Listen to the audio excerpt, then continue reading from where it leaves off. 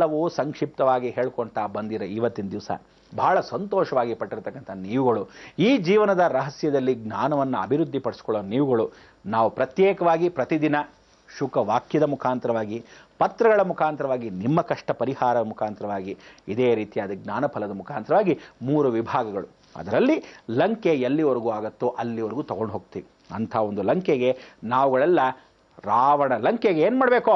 ಹಾರಬೇಕು. ಅದಕ್ಕೆ ನಮೋ ರಾಮ ರಾಮೇತಿ ರಮೇ ರಾಮೋ ಮನೋರಮೆ ಸಹಸ್ರನಾಮದತ್ಯುಲ್ಯಂ ಶ್ರೀರಾಮನಾಮವರಾನ್ನನೆ. ಇವತ್ತಿನಿಂದ ಏಕಾದಶಿ ಆಗಿರೋದ್ರಿಂದ ಇವತ್ತಿನ ಜ್ಞಾನಫಲ ಬರ್ಕೋಬೇಕಾಗಿರ್ತಕ್ಕಂಥ ವಿಚಾರ. ಏಕಾದಶಿಗೆ ಪರಮ ಏಕಾದಶಿ ಅಂತ ಕರಿತೀವಿ, ವಿಶೇಷವಾಗಿರ್ತಕ್ಕಂಥ ಜ್ಞಾನ ಚಕ್ಷಸ್ಸಿನ ಏಕಾದಶಿ ಅಂತೀವಿ, ನೀವು ಔಪಾಸನೆ ಮಾಡ್ತಕ್ಕಂಥ ಏಕಾದಶಿ ಅಂತೀವಿ.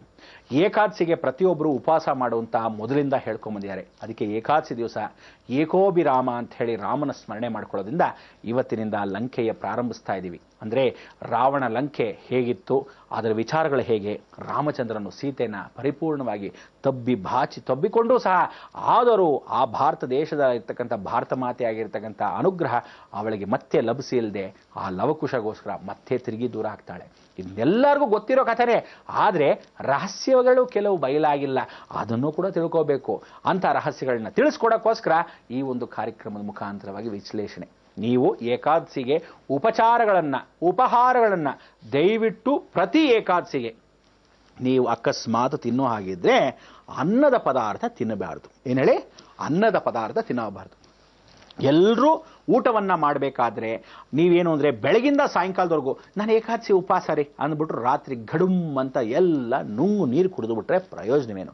ಅದಕ್ಕೋಸ್ಕರ ನಿಧಾನಕ್ಕೆ ಪ್ರಧಾನವಾಗಿ ಉಪವಾಸನ ಮಾಡ್ಕೊಂಬಂದಾಗ, ಉಪ ಅಂದರೆ ಮೇಲ್ಭಾಗ, ಪರಿಹಾರವನ್ನು ಸೂಕ್ತ ಮಾಡ್ತಕ್ಕಂಥ ಮೇಲ್ವಾಸದಲ್ಲಿ ಯಾರು ವಾಸವಾಗಿದ್ದಾರೋ ಅವನಿಗೆ ನಾನು ವಾಸವಾಗಿರ್ತಕ್ಕಂಥವನಿಗೆ ನಾನು ಶರಣು ಅಂತ ಹೇಳಿ ನಮಸ್ಕರಿಸಬೇಕು. ಅದಕ್ಕೆ ಮೇಲ್ಗಡೆ ಇರತಕ್ಕಂಥವನಿಗೆ, ಆಯಾಸವಾಗದೇ ಇರತಕ್ಕಂಥವನಿಗೆ, ಅವನ ನೆನೆಸ್ಕೊಂಡು ಏಕಾದಶಿಯನ್ನು ಆಚರಿಸ್ತಕ್ಕಂಥವರಿಗೆ ಅನ್ನದ ಪದಾರ್ಥ ಅಂದರೆ ಭೂಸ್ಪರ್ಶವಾಗದೇ ಇರುವಂಥ ವಸ್ತುವನ್ನು ತಿನ್ನಬೇಕು. ಅಂದರೆ ಉಪಹಾರಗಳನ್ನು ತಿನ್ನಬೇಕೇ ಹೊರತು ಔಪಾಸನೆ ಮಾಡಿಕೊಂಡು ಫಲಹಾರಗಳನ್ನು ಸ್ವೀಕರಿಸಬೇಕು. ಅದು ಹೇಗಿರಬೇಕು? ಗೋಧಿ, ರಾಗಿ ಅಥವಾ ಜೋಳದ್ದು, ಇಲ್ಲ ಹಣ್ಣುಗಳು, ಇಲ್ಲ ರಸಮಯವಾಗಿರ್ತಕ್ಕಂಥ ಹಣ್ಣಿನ ರಸಗಳು. ಹೀಗಿದ್ದಾಗ ಮಾತ್ರ ಅದನ್ನು ಸ್ವೀಕರಣೆ. ಯಾವುದೇ ಕಾಲಕ್ಕೂ ಅನ್ನವನ್ನು ತ್ಯಜಿಸಬೇಕು.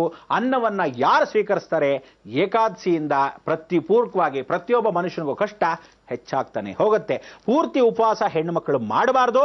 ಏಕಾದಶಿ ದಿವಸ ಯಾವ ಹೆಣ್ಣು ಮಗಳು ಉಪವಾಸವನ್ನು ಮಾಡ್ತಾಳೋ, ವ್ರತ ನಿಯಮ ಮಾಡುವಾಗ ಯಾವ ಹೆಣ್ಣು ಮಕ್ಕಳು ಉಪವಾಸ ಮಾಡ್ತಾಳೋ, ಮನೆ ಸಂಸಾರ ವಿನಾಶವಾಗತ್ತೆ. ಇದು ಸತ್ಯ. ಇದೇ ಇವತ್ತಿನ ಜ್ಞಾನಫಲದ ರಹಸ್ಯ. ಏನು ಅಂದರೆ ಹೆಣ್ಣು ಎಷ್ಟಿದ್ದರೂ ನಾರಿ ಪರಿಪೂರ್ಣವಾಗಿ ನಗುತ್ತಾ ಹಣ್ಣು ಹಂಪ್ಲ ತಿನ್ಕೊಂಡು ಯಾವ ಕಾಲಕ್ಕೂ ಉಪವಾಸ ಇಲ್ಲದೆ ಒಣಗಿದರೆ ಸಂಸಾರ ಒಣಗಿ ಹೋಗುತ್ತೆ. ಸ್ವಲ್ಪ ಮಟ್ಟಿಗಾದರೂ ಹಾಲು ಹಣ್ಣು ತಿಂದು ಪರಿವರ್ತನೆ ಮಾಡ್ಕೋಬೇಕು. ಆದರೆ ಉಪವಾಸ ಮಾಡೋ ಏಕಾದಶಿ ದಿವಸ ಸಾಯಂಕಾಲದಲ್ಲಿ ಯಾವ ಕಾಲಕ್ಕೂ ಸೂರ್ಯ ಅಸ್ತವಾದ ನಂತರ ರಾತ್ರಿ 9:30 ಮೇಲೆ ತಿನ್ನಲೇಬಾರ್ದು. ಅಂದರೆ ಅದಕ್ಕೆ ಮೊದಲೇ ಎಲ್ಲವನ್ನು ಮುಗಿಸಿ ಬಿಡಬೇಕು. ಏನಂತ? ಹಣ್ಣಂಪ್ಲ ತಿಂದು ಮಲ್ಕೊಂತೀರಾ, ಆವಾಗಲೇ ಮುಗಿಸ್ಬಿಡಿ. ಏನಾದರೂ ಅಕಸ್ಮಾತ್ ಅವಲಕ್ಕಿ ಮಾಡ್ಕೊತೀರಾ, ಆಗಲೇ ಮುಗಿಸ್ಬಿಡಿ. ಇಲ್ಲ ಉಪ್ಪಿಟ್ಟು ಮಾಡ್ಕೊತಿದ್ದೀರಾ, ಆಗಲೇ ಮುಗಿಸ್ಕೊಂಬಿಡಿ. ಎಲ್ಲವೂ 9:30 ಮುಗಿಸ್ಬೇಕು. 10 ಗಂಟೆಗೆ ದಶಾಭುಕ್ತಿ ರಾಕ್ಷಸರು ಬರ್ತಾರೆ. ಆ ರಾಕ್ಷಸರಿಂದ ದಶಾಭುಕ್ತಿ ರಾಕ್ಷಸರು ಅಂದರೆ ನಕ್ಷತ್ರದಲ್ಲಿ ರಾಶಿಯಲ್ಲಿ ಪ್ರತಿಯೊಬ್ಬ ಮನುಷ್ಯನಿಗೂ ದಶಾಭುಕ್ತಿ ರಾಕ್ಷಸರು ಅನ್ನೋದು ಉತ್ಪತ್ತಿ ಆಗುತ್ತೆ.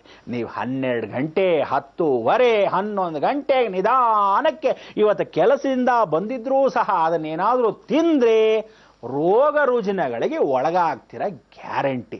ಇದು ಸತ್ಯ ಸತ್ಯ ಸತ್ಯ. ಶುಕವಾಕ್ಯ ಅಲ್ವೇ? ಹಾಗೆ ಜ್ಞಾನಫಲದಲ್ಲೂ ಶುಕ ನುಡಿದ ಹಾಗೆ ನಾನು ನುಡಿಲೇಬೇಕು. ಕೆಲವೊಂದು ನಾನು ಹೇಳಿದ್ದನ್ನ ನೀವು ಉಲ್ಲಂಘನೆ ಅಂತಲ್ಲ, ಅಥವಾ ನಾನು ನನ್ನ ಬಾಯಿಂದ ಹೇಳ್ತಿರೋ ವಿಚಾರ ಅಲ್ಲ.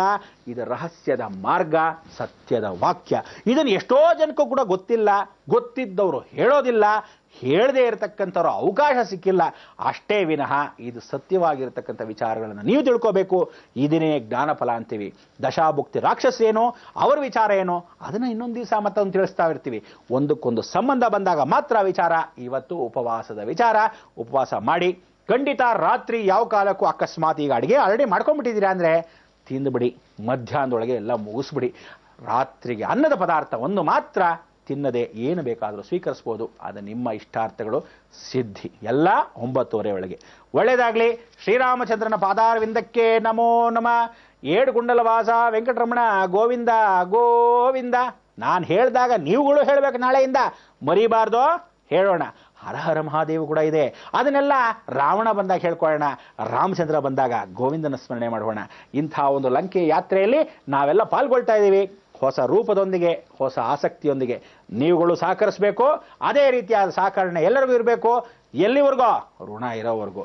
ಇವತ್ತಿನ ದಿವಸಕ್ಕೆ ಏನು ಹೇಳೋಣ? ಮಂಗಳವನ್ನು ಹಾಡೋಣ. ಲೋಕ ಸಮಸ್ತ ಸುಖಿನೋ ಭವಂತು, ಸನ್ಮಂಗಳಾನಿ ಭವಂತು. ಗುರುಜಿ, ಉಪವಾಸದ ಪರಿಪೂರ್ಣ ಅರ್ಥವನ್ನ ತಿಳಿಸ್ಕೊಟ್ರಿ. ಹಾಗೆ ಶ್ರೀಲಂಕಾ ಪ್ರಯಾಣದಲ್ಲಿ ಹೇಗಿತ್ತು ಆ ದೃಶ್ಯಾವಳಿಯ ಮುಖೇನ ನಮ್ಮೆಲ್ಲರನ್ನ ಶ್ರೀಲಂಕಾಗೆ ಕರೆದೊಯ್ದ್ರಿ. ನಮ್ಮ ಈ ಕಾರ್ಯಕ್ರಮಕ್ಕೆ ಆಗಮಿಸಕ್ಕಾಗಿ ಧನ್ಯವಾದಗಳು ಗುರುಜಿ.